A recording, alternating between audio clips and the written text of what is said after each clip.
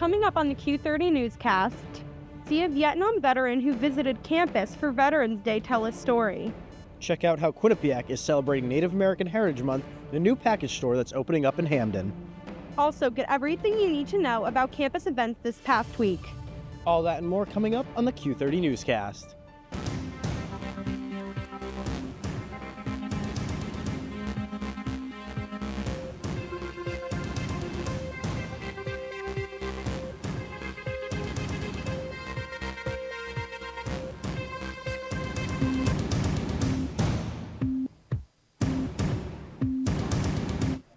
Hello and welcome into Studio 125 for this edition of the Q30 Newscast. I'm Zach Naffa. And I'm Melissa Schneider. A lot has happened lately, so let's get into it. A Vietnam veteran visited campus on Tuesday. Dennis Mannion shared his story to students during Common Hour yesterday. Q30's Andrew Allison has more. Yesterday was Veterans Day, and Quinnipiac University hosted Dennis Mannion, a Vietnam veteran who lived in New Haven just a few miles away. He described what happened during his service revolving around the siege of Quai Son and battle on Hill 861. Dennis enlisted in the military after failing out of Notre Dame University, and he described to me why he wanted to join the infantry, or the O3. When you're young and you're enthusiastic and you think about joining the Marine Corps, you don't want to be a cook, or O2 is a radio man, and O1 is O1 is a clerk, O2 is radio. I just thought infantry. While sitting down for an interview with Dennis, he told me stories about his experience fighting the North Vietnamese Army, or NVA. During the siege of Quai Son, Dennis and his fellow soldiers fought off the NVA for 77 days on Hill 861. We lived like animals in the dirt, but we only got overrun partially that first night. After that, we got probed, but we drove them back, and again, we fired all that artillery. So, I used to look with my binoculars out 500 yards away, and the NVA had been rotted into skeletons. Dennis painted the picture of what warfare is like, emphasizing that war is unforgiving and unrelenting. It's like you're out of your body. You're in an out-of-body experience when it happens.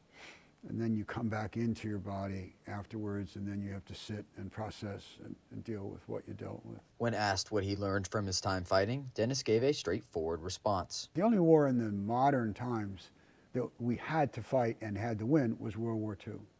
Anything we've done since, I'm talking Korea, Vietnam, the Middle East, none of it's worth it. It's not worth it. It didn't need to be done. Regardless of why they were sent to war, Veterans Day is a time to celebrate and show respect for those who served in our military. In a message to the younger generation, Dennis wants us to understand that we don't have to use bombs and instead use the skills and education we have to make a better mark on the world. Reporting on campus for Q30 News, I'm Andrew Allison. The North Haven campus will soon be buzzing with some of the biggest names in cybersecurity as experts and industry leaders gather for a series of exciting events and discussions. Quinnipiac will host the Northeast Cybersecurity Summit next Thursday, bringing together experts from the FBI, U.S. Secret Service, and top industry leaders. The event runs from 9 a.m. to 4 p.m. on the North Haven campus. A collection bin is located on campus to help out those in Jamaica impacted by Hurricane Melissa. The donation bin was out at 6 a.m. today and will be out till 11:30 p.m. in the School of Law and Education located on the North Haven campus.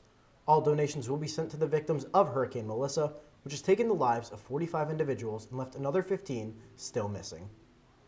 Quinnipiac students will demonstrate iAssist, a new AI-powered app that helps people with visual impairments navigate their surroundings. The event helped showcase the university's commitment to innovation and exclusive technology. The demo took place Tuesday at 10 a.m. on the Mount Carmel Quad.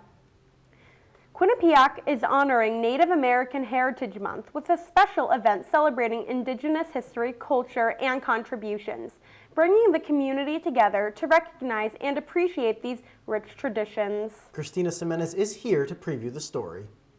November is Native American Heritage Month, and Quinnipiac held a celebration at the On the Rocks pub in the Rocky Top Student Center. The event aimed to honor the history, cultures, and contributions of Native American communities.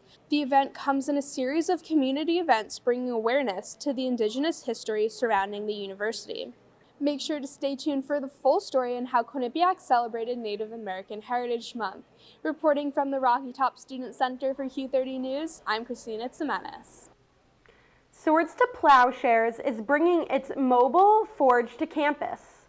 The organization turns decommissioned fire alarms from local gun buybacks into jewelry and garden tools, promoting peace through creativity. Students will have the chance to try hammering iron and learn more about the transformative process. The university offered decoupage oyster ornament crafting on Tuesday in Rockwell 218 from 5 to 6 p.m. Students were given the chance to make an ornament for themselves or as a gift for someone during this holiday season with the oyster shell crafts. A great way to remind people that even during winter and fall, summer isn't that far away. Speaking of summer, Alyssa, I visited Florida this past weekend, and the 80-degree weather was amazing, but something tells me it'll be quite a while before we feel those temps again here in Connecticut. I agree, Zach. I think we will be lucky if we see anything above 60 anytime soon, as the temperatures have only been going down lately. Sophia DeBona is here to give the info on the end of the week's forecast. Thanks, guys. The next few days are going to be pretty chilly, but that's perfect for getting us into the holiday spirit. Today, expect some showers with a high of 50 degrees and a low of 41. And tomorrow, don't expect the sun to appear because it's going to be cloudy with a high of 52 and a low of 36. On Friday, the sun will reappear with a partly cloudy day with a high of 49 degrees and a low of 30 degrees. That's all for now. For the Q30 Newscast has to take its first break, but stay tuned for my full 7-day weather report and a look around Connecticut. Love the hustle, Cliff. Who are you? Your lungs. We're quite proud of you. Even though you quit smoking years ago, you may be at risk for lung cancer. Okay. Well, with the routine screening, you can detect it early when it's more curable. Sounds good, guys. Can I get a little space here? Biologically, no. Okay. Listen to your lungs. Get a routine screening that could save your life. Talk to your doctor and learn more at savedbythescan.org. I don't remember how it started. Go to that. Our back and forth. It always came back. Dad! You probably don't remember what you told me. That was perfect. But I heard every word.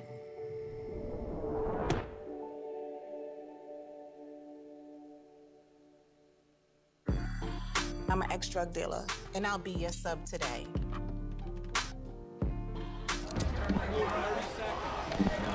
Two milligrams of fentanyl can be lethal. A lethal dose is in here. Who gets it, I won't know. It's cheap, it's potent, and it's profitable. The sad reality is, fentanyl is being mixed into everything now. More kitchen now.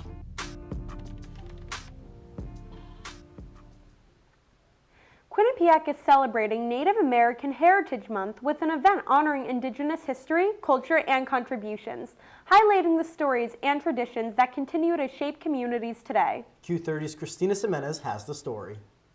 November is Native American Heritage Month, and Quinnipiac celebrated the occasion with an event at the On the Rocks pub. Indigenous student Jasper Paul spoke at the event about the history of the Quinnipiac people and how students and those in the university community can celebrate them. It's a time to recognize the original people of the land and reflect on the relationships between Indigenous peoples and the institutions like Quinnipiac. For our campus, an opportunity to connect to the local place and name.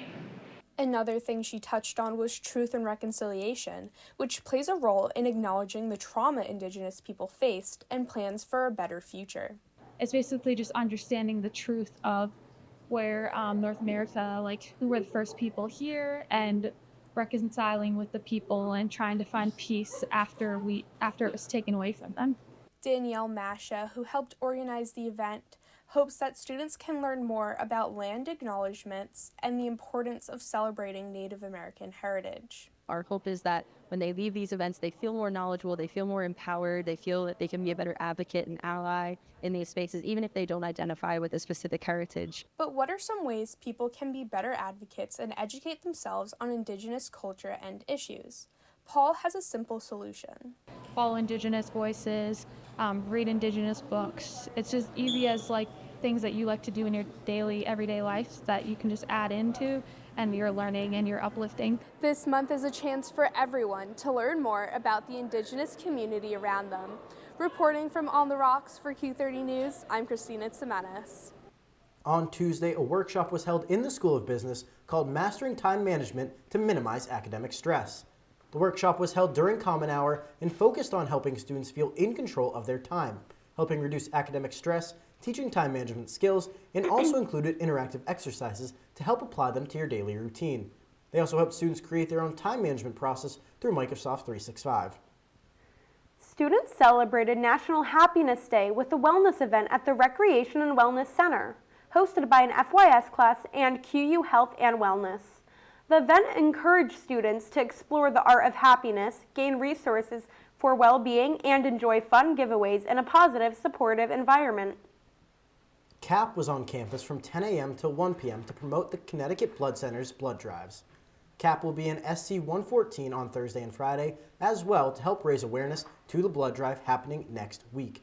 There is even free stuff given away to students. The blood drive itself will take place November 18th and 19th. Students visited the OISS Winter Closet pop-up shop to pick up free donated winter clothing and accessories. From coats and scarves to gloves and sweaters, international students found what they needed to stay warm and comfortable throughout the colder months. It's football season, which only means one thing. You need some dip for your chips.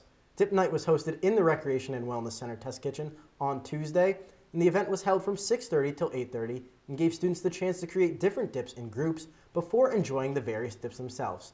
All I can ask is they had some leftover buffalo chicken or French onion dip for myself.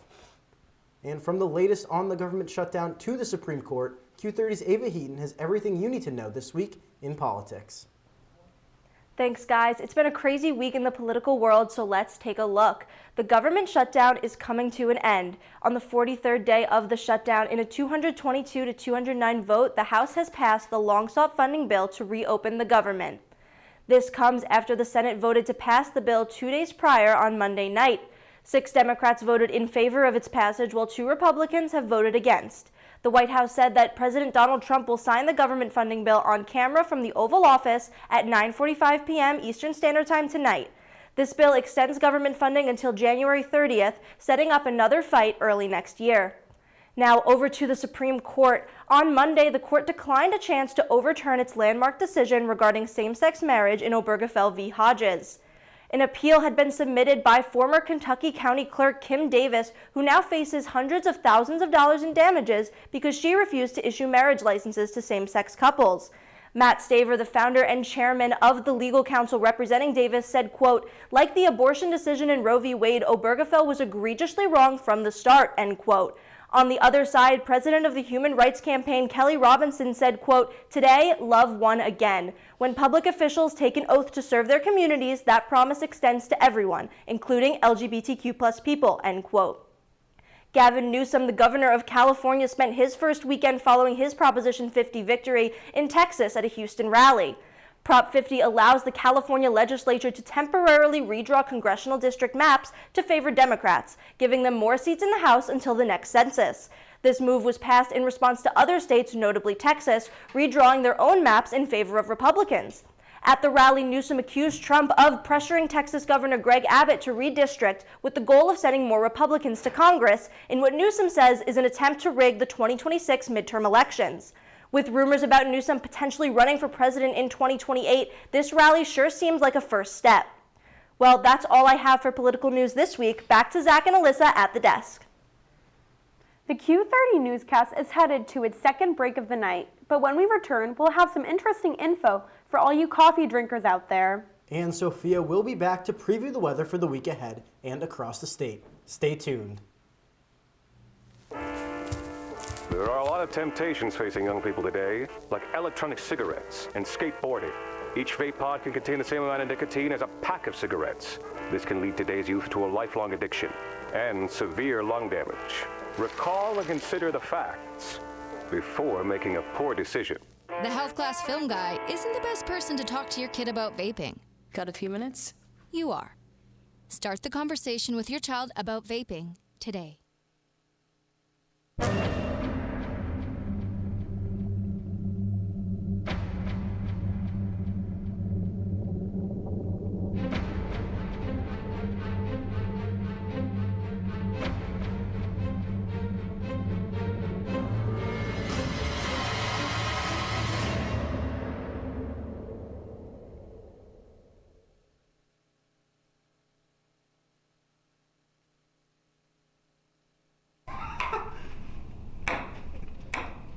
Here at Sports Pause, we like to have balance between having fun and working hard. Sometimes that competition we cover gets into our producing.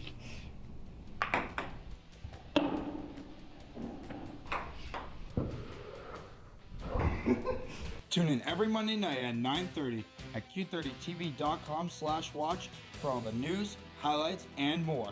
This is Sports Pause.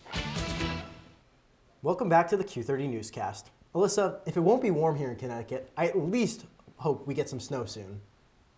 Q30 Sophia DeBona has more on the next week's forecast. Thanks again. Taking a look at the week ahead, we can expect partly cloudy days besides Sunday where there will be some showers. High temperatures will range from low 50s to high 40s, and some lows will go below the freezing point, so make sure to wear a coat. On Sunday, even though there will be some rain, expect some sun to show up towards the end of the day. Now for a look around Connecticut.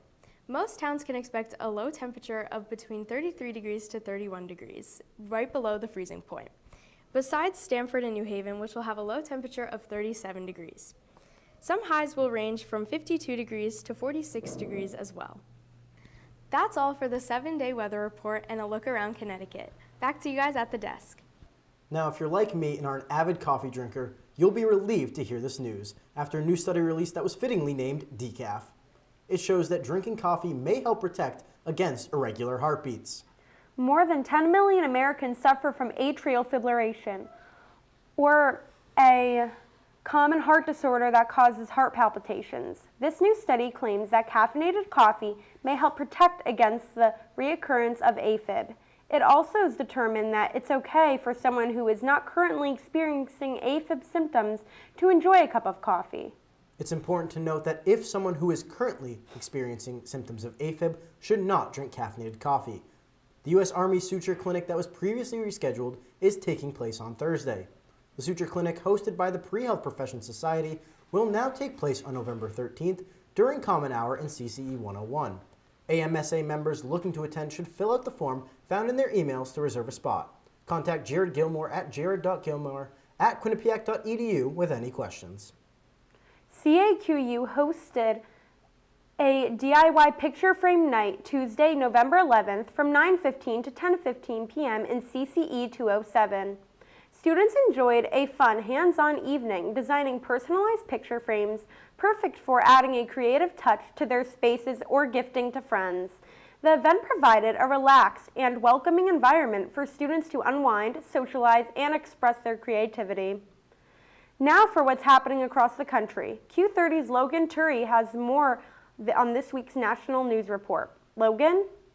Thanks, guys. Now it's time for this week's national news updates. A small plane on its way to Jamaica for hurricane relief crashed into a pond in Florida suburbs not long after taking off. The plane had both taken off from and crashed in Broward County, and the community around the crash site worked to recover the supplies that were aboard the plane. The deputy chief of Coral Springs Parkland Fire Department was quoted saying, "There was no actual plane to be seen. They followed the debris trail to the water," end quote. Divers were sent to look for survivors, but none were found. Federal aviation officials are looking into what may have happened, but it is still unknown what caused the crash. Moving to the Midwest, back in August, there was a raid of a local newspaper in Topeka, Kansas.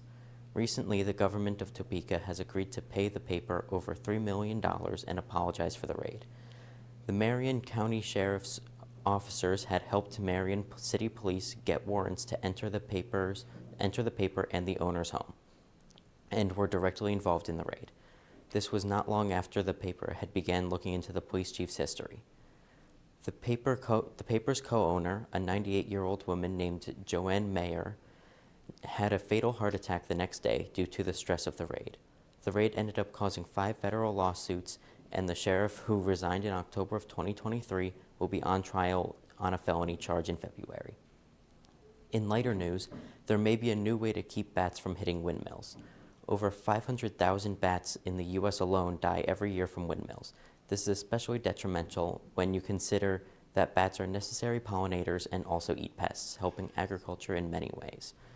There is a new type of ultrasonic deterrent that plays a sound that disorients the bat, keeping them out of the area, although it may increase fatalities of some bat species.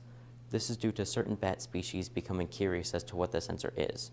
So while it may not be a perfect system, it is a step toward protecting essential wildlife while keeping the windmills running consistently.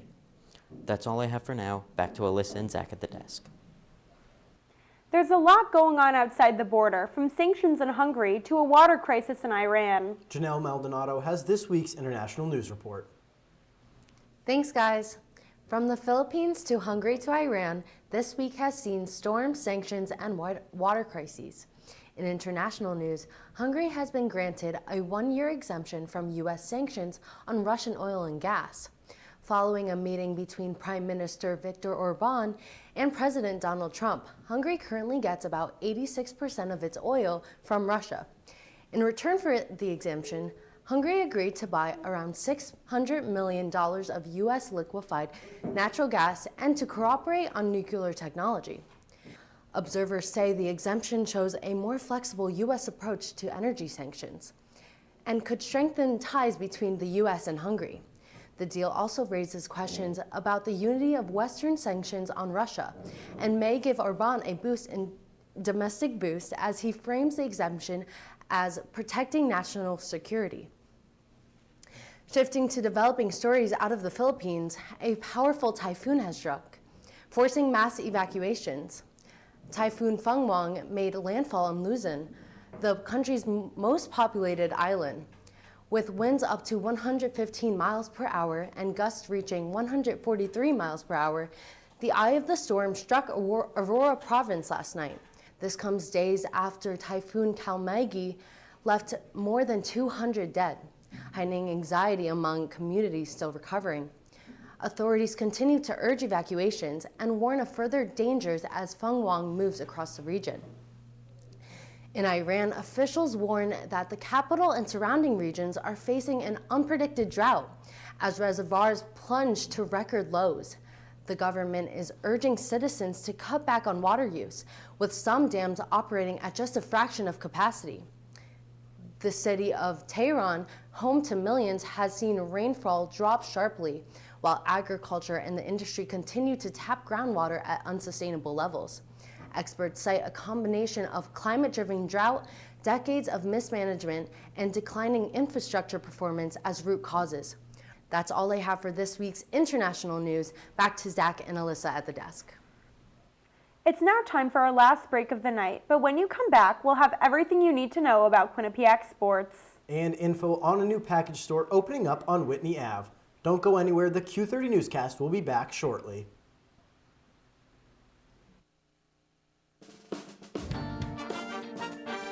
No, I'm not gambling.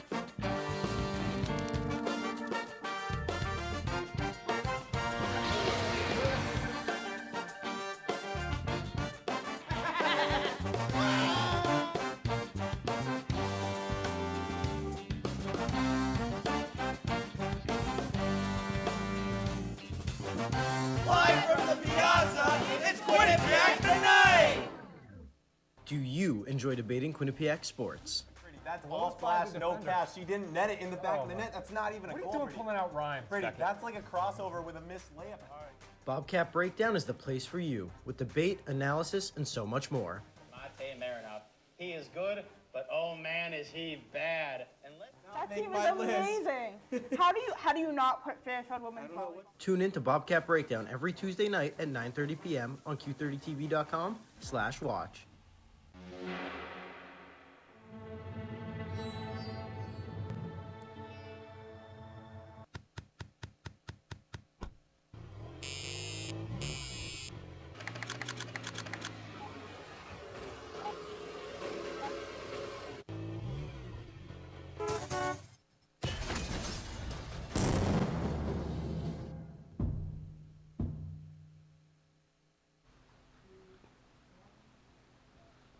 Quinnipiac teams have been making waves this week with several exciting matchups and standout performances. Here's Andrew Goodness with all you need to know. Andrew? Thanks, guys. Let's take a look at what happened around Quinnipiac sports this past week. This past Friday, the Quinnipiac men's ice hockey team took a trip down Whitney Ave to take on the Yale Bulldogs. The Bobcats went into the matchup with a 17-game winning streak against the Bulldogs, but that streak would be broken by Yale's 4-2 win over Quinnipiac. After first period goals by Antonin Varro and Charlie Letty, the Bobcats went scoreless for the rest of the game, thanks in large part to Yale goalie Noah Pock, who totaled 25 saves on the night. This was Yale's first men's ice hockey victory over Quinnipiac since 2018. Moving from the ice to the pitch, both the men's and women's soccer teams had MAC playoff matchups this past week. Last Thursday, the women's team faced off against the Canisius Golden Griffins in the conference semifinals. Second half goals by each team would be the only scoring during regulation or overtime, so the game would go to a shootout. Canisius would take the shootout 4-3, beating Quinnipiac, who missed the MAC championship for the first time since 2020. The Golden Griffins would go on to lose the championship game to the Sacred Heart Pioneers. On the men's side of the ball, the Bobcats headed off to Iona on Sunday for a quarterfinal game. After narrowly squeezing their way into the playoffs with a win over Merrimack last week, Quinnipiac was soundly defeated by the Iona Gales in a 5-0 affair. The Gales move on to the semifinal round against Siena, as the Bobcats will look to build on their playoff berth heading into next season. After the end of their first 10-win season since 2013, the Quinnipiac field hockey team saw two big moves this past week. Standout sophomore Francisca Escoyas announced her intent to transfer in an Instagram post on Sunday. The midfielder led the Bobcats in points with 35 on the season, a combination of 13 goals and 9 assists. Those 35 points are good for a tie for second best all-time for Quinnipiac field hockey. She will enter the transfer portal in search of a new team for the 2026-27 season. On Monday, Quinnipiac Athletics announced that they would be accepting an offer to join the NEC as an associate member for field hockey for the 2026-27 season. Quinnipiac was a full-time member of the Northeast Conference from 1996 to 2013, at which point they transferred to the MAC, then the Big East in 2018. The Bobcats will face schools like Ryder, Fairfield, and Wagner on the field hockey pitch starting next year. That's all for sports. Back to you at the desk. Thanks, Andrew. A brand new package store is opening up on Whitney Avenue on Saturday. Q30's Amari Smith has more on the store and its owner. When November 22nd arrives, come roll down to Whitney Avenue to experience New England Spirits and Wine, not your average liquor store. This is going to be your bartender's store. So you're going to have really hard to find aperitifs, mixers, anything that you might find in an upscale restaurant on their cocktail list. You'll be able to find the ingredients here. Angelia Rorison is just days away from opening her wine and spirit store, where they, quote, don't just sell wine, but curate wonder. It's going to be a really cool place to not only get your spirits and wine, but also just pop in and say hey and hang out. Everything you're seeing right now, Angelia has built and installed herself with occasional help from her family. She envisions a store that captures the feel of a mysterious but inviting lounge and bar. So I have a really eclectic taste, and I wanted to bring that. I want you to find secrets. Every time you come in, you're gonna be like, oh, I didn't notice that little bird over there. Or oh, this wallpaper matches the floor. Even though it's not open yet, the store has caught the attention of neighboring establishments. I work right next door and I live nearby, and I've been seeing a little bit what's been going on, a lot of the hard work that's been put in, and it's really exciting, and I'm excited to see how it turns out, everything that they're doing, and it seems interesting. We have the flyers in here. Seems like it's going to be, unique, different than all the other stores, so I think it's going to be really cool. New England Spirits and Wine is setting up to be a unique and exciting twist to your average liquor store. Please come see me, come see my store. I'd love to have you take pictures, post them. You can find their website at neswp.com. Reporting for Whitney Avenue for Q30 News, I'm Amari Smith. I've heard of people stealing street signs and traffic cones, but I can't say I remember ever hearing about someone trying to take one of the giant signs on the highway, at least until now. I heard about two men who actually got arrested after trying to steal a massive highway sign on I-95 in Windsor. Can you imagine thinking that you could steal something like that and then just get away with it? I can't. And the sign had been loaded into a pickup truck when state troopers arrived. Both suspects, you can see on screen, were charged with third-degree larceny and roadway violations. Now, I wonder how much you'd get if you stole just a street sign with your name on it. Well, I hope that we never find out. Unfortunately, that's all the time we have for you tonight. Thank you to all of the producers and everyone working hard behind the scenes.